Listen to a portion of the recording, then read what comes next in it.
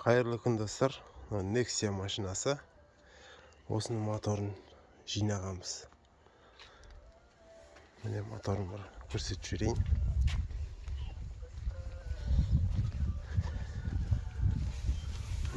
Моторын жинастырып қойдық.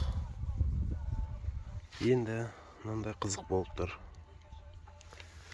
Мына жерден былай қарасаң, еш нәрсе көрінбейді, таңдай еш нәрсе білінбейді. Енді мынаны қараңыздар. 4-ші цилиндр. Міне Porsche. Ал мынау 1-ші цилиндрдің Porsche. Бізде 1 мен 4 бірге келеді ғой. Міне мынау ондай тимейді. Енді мынаны қараңыздар.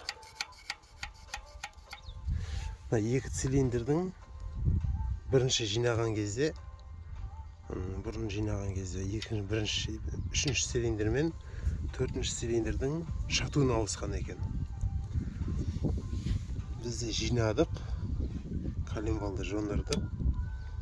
Енді мынандай жағдай болып тұр. Машинаның егесін айту бойынша, бұрын жиналған кезде бірінші бүкілдеп дауыс шықты дейді. Мынаны көріңіздер. Құрметті достар, осындай жағдай болып қалуы мүмкін. Мотор жинаған кезде абай болу керек. Көрдіңіздер ме?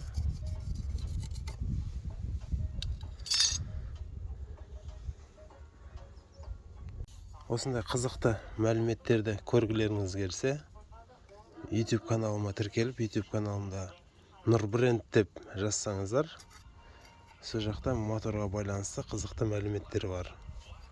Соларды көрсеңіздер болады.